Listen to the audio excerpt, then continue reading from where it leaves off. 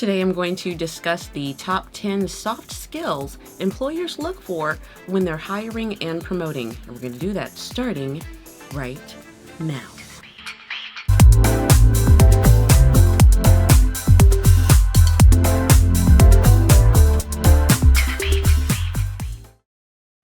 Hello, fellow communicators. I am Tish Sistrunk Parmalee, and welcome to Top 10 Tuesday. I am running short on time and space for video setup, so from now on, you're going to see me at the beginning and at the end of these episodes. So I'll miss you too, but once time allows, I'll be right back all the way through.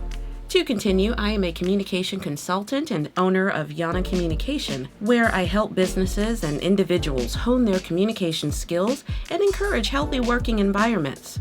If this is your first time here, these top 10 lists are all about communication at home, at work, at school, and beyond. Like I said at the start, we're going to be talking about the top 10 soft skills employers look for when they're hiring and promoting. I chose this topic because I've seen a lot of people lose out on jobs because of a lack of soft skills, regardless of their technical qualifications. But first, let's talk about the difference between hard skills and soft skills. Hard skills are the specific technical skills needed for a particular job gained through education or training, such as a coder, a barista, or a surgeon. Soft skills, however, are personality-based, such as punctuality and a positive attitude. If you've ever interviewed for a job, you've noticed the interviewer asked questions that started with, "How do you feel about?" or "Tell me about a time when." What the interviewer is doing is gauging your soft skills. Soft skills are rarely developed on the job. You either have them or you don't. But don't worry, you can learn and or refine your soft skills, so be sure to take notes as you watch. Number 10, leadership. Leadership skills are important to possess even if you're seeking an entry-level position. Long before you can lead others, you must learn to lead yourself. This means being a self-leader, a person who possesses the ability, energy, and determination to accept responsibility for success in their work-related role. 3 of the self-top leadership traits are motivation, decision-making, and confidence.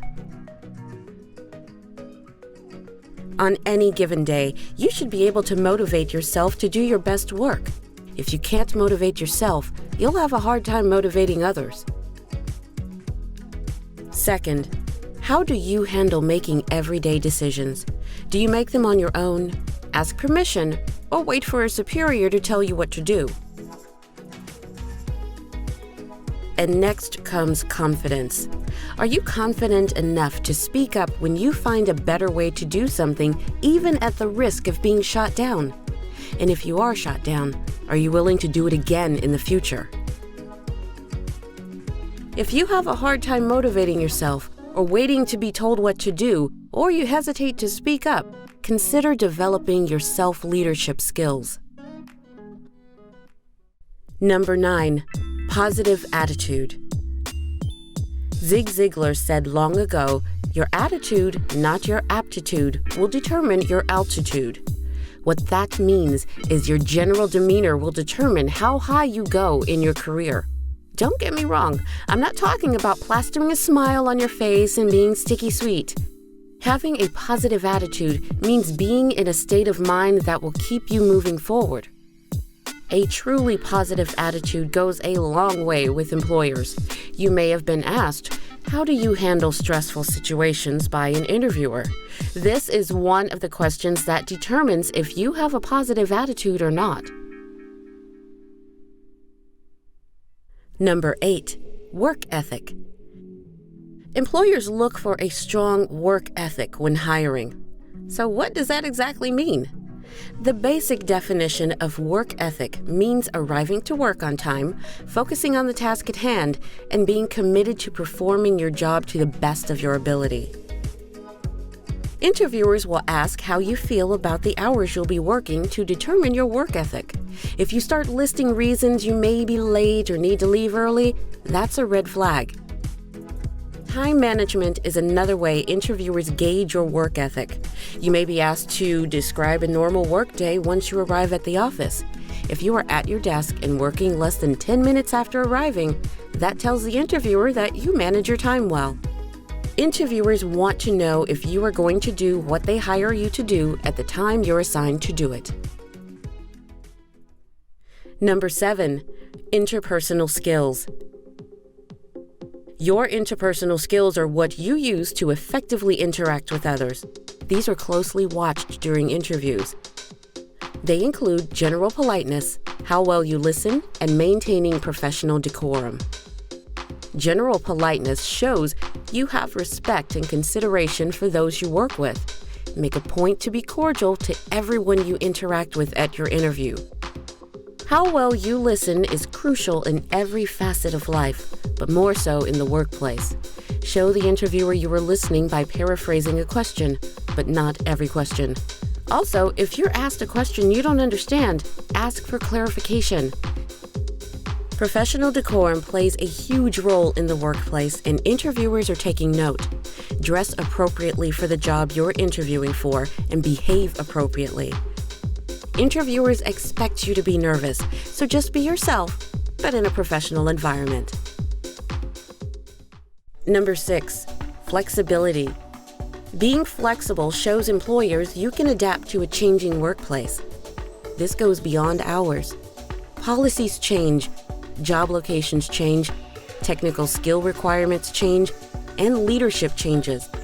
Those are just a handful of the changes people face in the workplace over time. An interviewer may ask, how do you respond to change? Think of an honest but positive answer. Number 5, problem solving. Problem solving is needed for every job out there, from entry-level to executive positions. Problem solving is the ability to recognize difficulties or complications, identify possible solutions, implement them, and finally follow up to make sure they were successful. Interviewers often ask you to give an example of how you solved a problem on the job. For instance, a store manager would share how she handled scheduling issues during flu season. And here's something to do long before your interview. Write out a problem you solved at work. Note when you recognized it, your solutions, how you implemented them, and the final result. It may take some time, but it's better to take the time beforehand than to be blindsided in the interview. Number 4, critical thinking. Critical thinking goes hand in hand with problem solving, but they are two separate skills. Critical thinking is a disciplined process of actively and skillfully evaluating information. This includes problem solving, yes, but it also includes looking at a situation and taking action before it becomes a problem.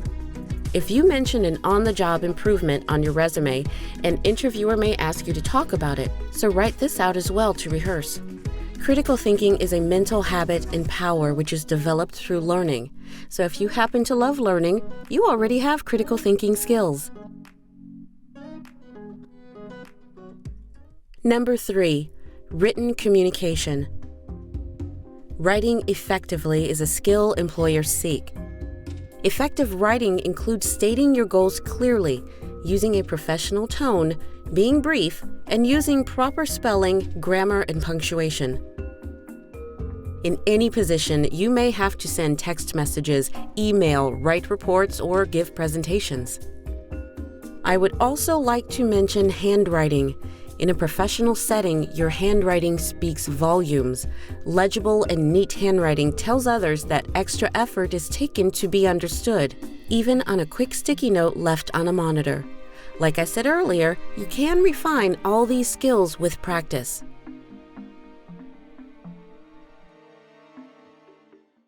Number 2, verbal communication.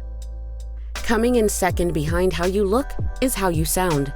When interviewers ask you to tell you about yourself, they're doing two things. They're getting to know you and getting an idea of how well you communicate. Verbal communication involves the quality of your voice, your word choice, and tone. Vocal quality includes how loud, fast, and clear you speak. No matter where you're from or what accent you have, an ideal speaker articulates their words at a comfortable volume and pace. Choosing the right words before speaking them is a skill that only comes with practice. There is a happy medium between being brutally honest and sugarcoating. A popular question is, how would you describe the worst boss you've ever had? Would you say, he was a total jerk? He wasn't a very nice man. Or, he was often rude and unprofessional. Even though all three are true, the third choice is direct and descriptive. I know you've heard this one before. It's not what you said, but how you said it. Not much explanation is needed here. You know the difference between, "No, I don't mind staying late," and "No, I don't mind staying late." Be mindful of your tone. Conveying information in a concise, thoughtful, and respectful manner is a soft skill employers value. Number 1, teamwork. Fellow communicators, you are not going to be alone on a job. Whether you are part of a team or leading a team, the ability to work with a team is a requirement of almost every job. Interviewers will often ask, "How do you feel about working on a team?" Your answers will let them know if you're a good fit for the job. Employers love teamwork. Team! Team, team, team, team, team. I even love saying the word team. You probably think that's a picture of my family.